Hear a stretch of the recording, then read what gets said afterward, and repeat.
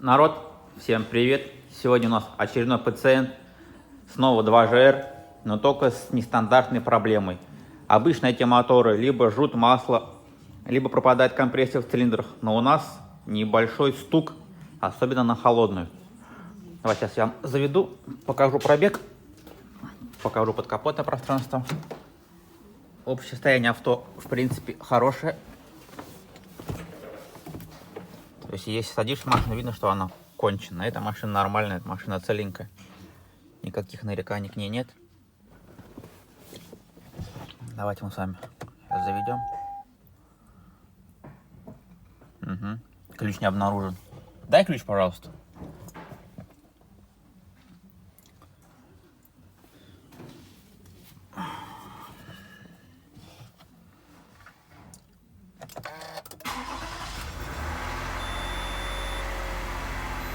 Пробег 150 тысяч километров. Как бы родной, не родной, не знаю. Наверное, родной.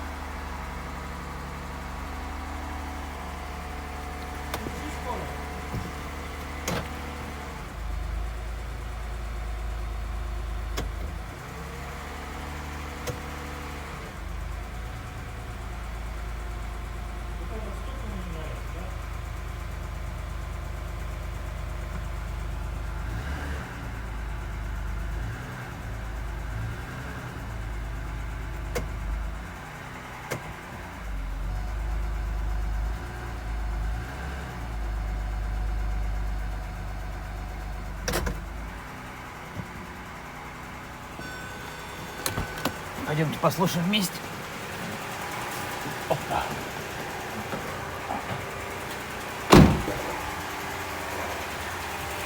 Общее состояние по капоту тоже хорошее. Как бы маслопотеков нету. Клиент говорит, что масло вообще не жрет, но присутствует такой вот неприятный стукоток.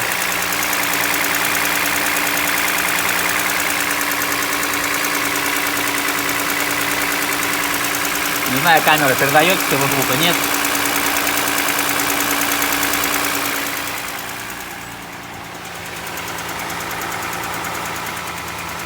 Здесь как-то лучше, наверное, будет слышать со стороны.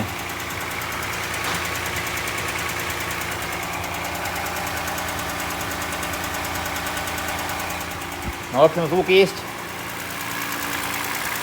Будем с ней разбираться. Скорее всего, будем снимать мотор, разбирать. Может быть, включить какой-то поршень. Также хотел бы сказать еще пару слов о том, что машина приехала к нам с соседнего региона. До нас ей ехать 250 верст, так как в своем городе хозяин не нашел сервиса, который мог бы добросовестно отнестись к ремонту. Заезжал к одним, они сказали цепь. Он купил новую оригинальную цепь, начислили башмаки, все поставили, завели, звук не пропал. Соответственно, потратив деньги, он расстроился. Поехал в другой сервис, там сказали, что муфты вивитиальные. Купили новые муфты, также их собрали, поставили, ничего не изменилось. Ну и вот после этого клиент потерял доверие в своем городе и обратился к нам. Надеюсь, мы его не подведем. Приступаем к разборке. Наше предположение, что это задний ряд какой-то один из поршней. Ну, вскроем, посмотрим. Не будем загадывать заранее. Ну все, погнали к разборке. Ну все, извлечение прошло успешно. Слава богу, машина нормальная, не гнилая, не ржавая, все открутилось. Не сломался ни один болт. Все, на подрамнике вместе с рейкой, с коробкой вниз опустили, как всегда. Мы так любим делать. Да, пап? Все, сейчас будем все отсоединять. Привода, коробку, всю проводку. Процесс разборки полным ходом идет. Тут большая дырка. Погнали дальше. Ну все, двигатель разобрали. Действительно, цепь стоит новая. Новые башмаки, как и говорил хозяин. Валы хорошие. Муфты тоже стоят новые. В общем-то, не обманули, все поменяли, все правда. Мотор полностью разобран, кроме блока. В блоке, в первом цилиндре, имеются задиры. Вот они, дорогие наши. Как обычно, первый цилиндр страдает на этом моторе. Ну и гремели поршня. Сейчас я вам попытаюсь Ну и гремели поршня. Сейчас я вам постараюсь продемонстрировать. Второй.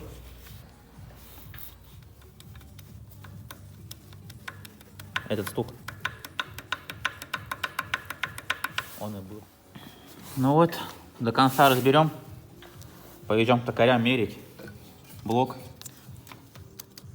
Но, скорее всего, конечно, либо точить, либо гильзовать, когда хочет клиент. Ну вот вскрытие показало, что стучал поршень вот этот вот первый. Ничего нового не может быть. Ну все, доразбирали полностью блок. Тут такая приличная выработка, которая чувствуется пальцем. Поведем к токарям мерить. Вот она, наша царапина. Поэтому блок уезжает к токарям на примерку. Если все нормально, то будем точить под 0,5 размер ремонтной поршня. Итак, пока блок находится у токарей, займемся головками. Разберем. По-моему, задефектуем, если все нормально, то соберем на место. Так выглядят головочки. В принципе, нагара немного.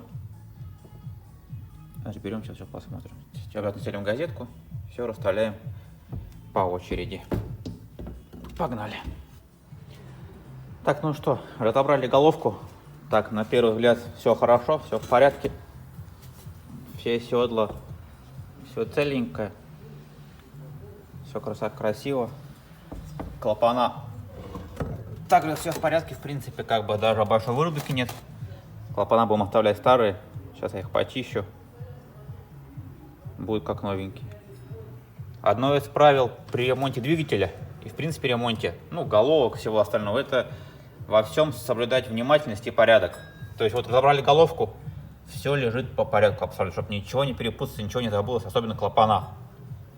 Ну, как-то так, все. Сейчас будем головку отмывать, чистить впуск, выпуск, чистить клапана. Дальше все покажу. Итак, притерли клапана.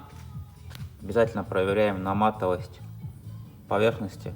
Здесь у нас все хорошо. Везде четкая матовая окантовочка. Также проверяем клапана. С клапанами тоже все в порядке. Везде четко матовая полосочка. Ну все отлично. Можно приступать к сборке головки. То же самое будем производить и со второй головкой. Все, головка собрана. Все хорошо. Это подожди, это другая же. Все чистенько, аккуратненько. Сейчас такая процедура будет происходить со второй головкой. Итак, блок приехал от токарей. Блок расточили под 0,5 ремонт. Купили новый 0,5 поршня. Сняли маленько сверху плоскость. Нанесли ханингование обязательно. Все красиво, все аккуратно. Уже уложили вал. Все затянули по моменту. Сейчас будем устанавливать поршня.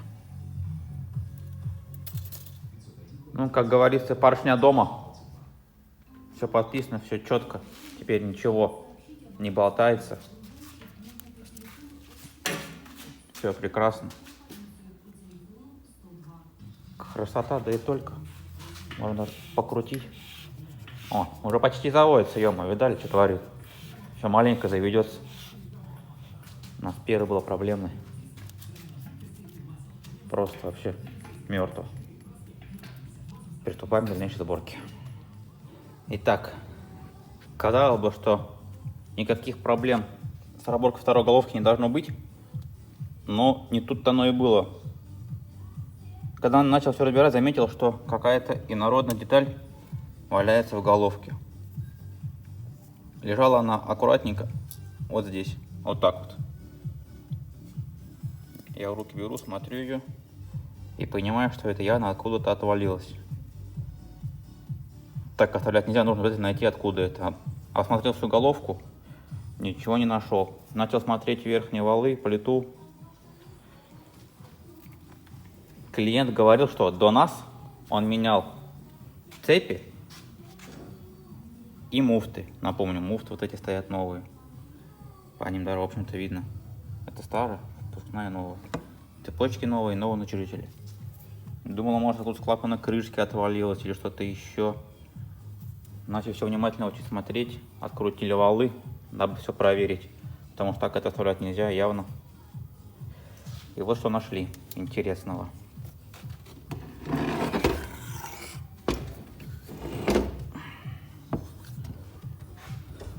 Вот оно, это место. Сюда прям идеально ложится, как к себе домой. Было замазано герметиком. Я уже отковырял. Все нашел. Вот он. Кусок этого герметика, который был здесь.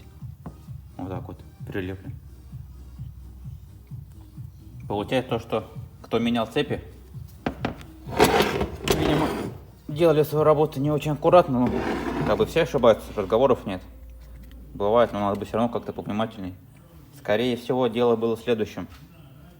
Они криво вставили натяжитель, не попав четко отверстие направляющее, где-то вот так вот, может быть, боком немножечко. Начали затягивать. Направляшка пошла дальше и лопнула корпус. И отвалилась. Это просто направляющая. Никакой ни канал, ничего. Она держит натяжитель, чтобы он никуда не поворачивался ни вправо, ни влево, вот в этом месте. То есть никакой функции, как бы ответственности, ну, никакой на себе не несет. В принципе, то, что она такое случилось, в общем-то и целом, ничего страшного. Не покупать теперь за это новую плиту, логично, да? Но. А если бы она попала бы не сюда, а куда-нибудь под пружинку, вот так вот сюда, или сюда, ну, миллион мест так куда могла завалиться, под клапан зависнуть и так далее, и могла наделать очень много бед. Благо, что все прошло так, как прошло, и ничего страшного не случилось.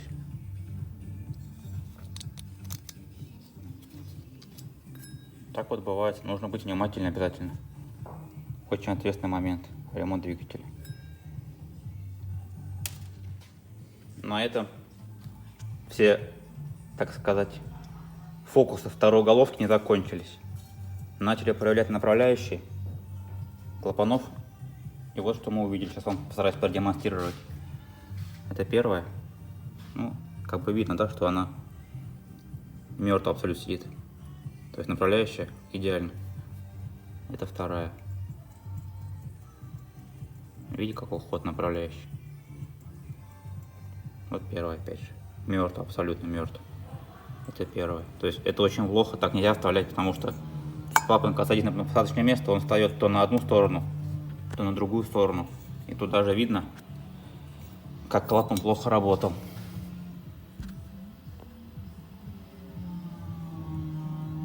Видите? Плохая работа клапана. Где-то блестит, где-то серая. Это вторая направляющая. Вот первая. Где все идеально. Сейчас. Вот как должно быть. Как хорошая направляющая.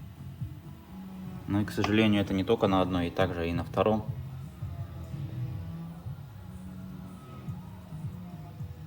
Болтушка. И здесь то же самое. То есть будем менять направляющие все на впускной стороне этой головки. Выпуск чувствует себя хорошо. Все проверили уже. Выпуск идеально. Нет никаких даже предпосылок к тому, что там болтается. Вот такие дела. Это именно задняя головка. Почему-то страдает постоянно этих моторов. Не знаю, с чем связано. Переднюю уже поставили на место. Чистенько, красивенько, все аккуратненько так вот. Все, сейчас будем искать направляющие. Возможно, даже клапана поменяем. Тут уже, потому что есть выработка. Работаем дальше.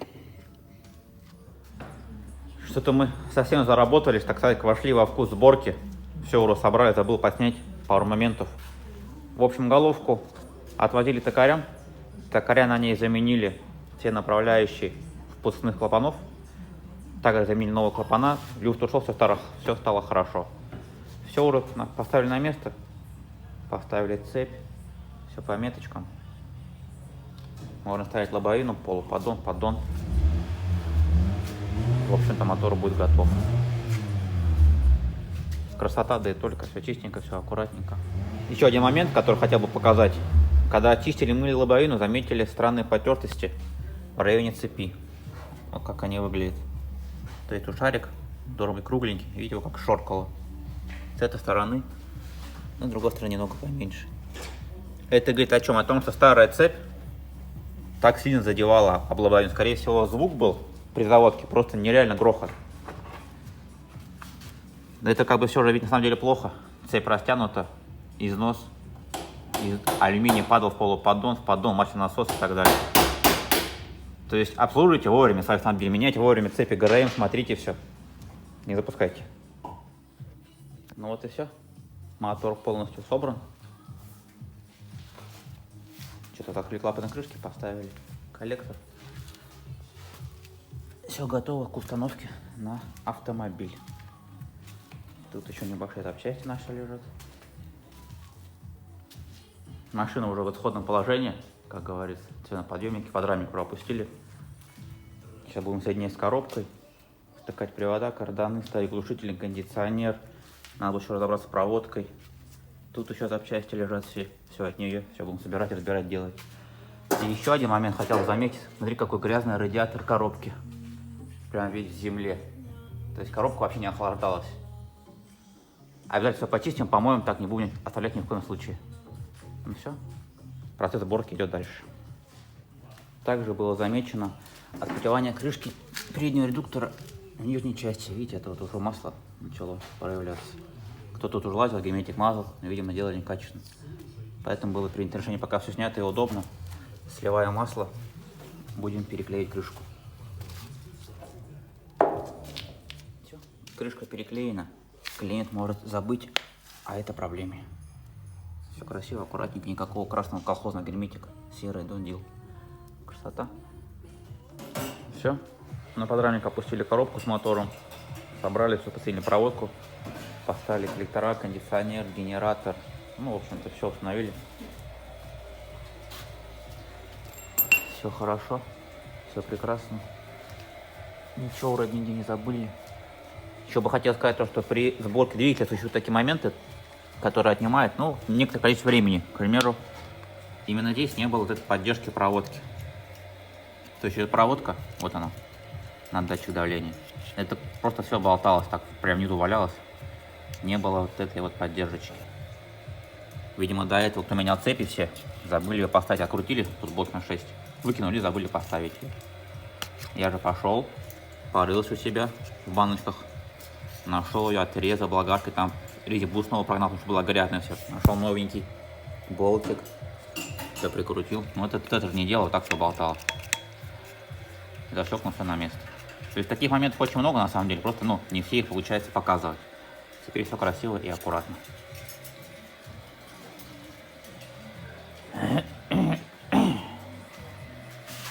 Сняли радиатор коробочный, забит вообще в говно. Это плохо, коробка не охлаждалась, перегревалась. Могла быть какая-то проблема. Будем сейчас его отмывать, ставить на место. Это было непросто, но мы его отмыли. Грязь была уже настолько въевшаяся, что даже еле-еле. Самое главное, чтобы был просвет. Просвет есть. Вот он. Все, можно устанавливать на место. И будем уже опускать машину на подрамник, прикручивать мотор. Ну все, погнали дальше. Произошло воссоединение. Мотор дома. Сейчас подсоединим проводку, трубчики, мрубчики, бензин, шмензин, нальем масло, антифриз, ставим привода. Все, на место подсоединим и будем пробовать заводить. Собираем дальше. Красота нашей сибирской природы. На улице третий день уже минус 40, заворачивает мороз. Что поделать, жить как-то надо. В общем, все готово. Как говорится, охапка дров, Хайлендер готов. Мотор поет. Работает идеально ровно, идеально тихо.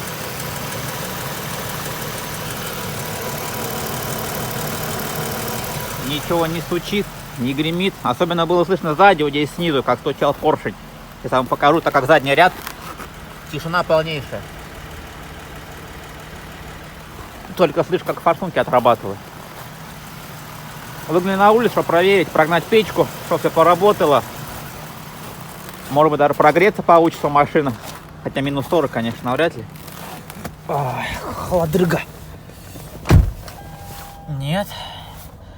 Даже до рабочей температуры дошло. Знак говорит, что капот открытый и ключ у меня на работе лежит. Тахометр все четко. Печка жарит. Давайте послушаем, какая тишина в машине. Сейчас маленько даже погазую.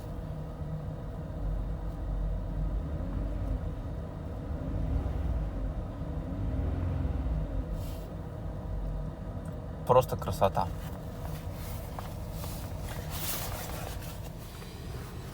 Итак, ну что, очередной мотор побежден. Все работает, все идеально, все сейчас прогрели, печка дует. Ничего не стучит, не гремит. Конечно, сейчас нужно пройти обкатку, проехать пару тысяч, потом масло заменить. Я думаю, на этом можно заканчивать. Завтра или послезавтра спадут морозы. Приедет хозяин, заберет машину, так как он с другого города. Решили в мороза не рисковать. Подождать, пока будет маленько потеплее, хотя в минус 20, минус 25 опустится температура. И хозяин приедет за своим автомобилем. Надеюсь, что хозяин посмотрит видео одним из первых. Скорее всего, напишет какой-то комментарий. Вы увидите, что это он. Ну и все. Обязательно ставим лайки. Подписывайтесь на мой канал. Пишем, что вы хотели еще увидеть. Все покажем, все расскажем. Спрашивайте. Буду всем отвечать на все вопросы интересующие. До связи.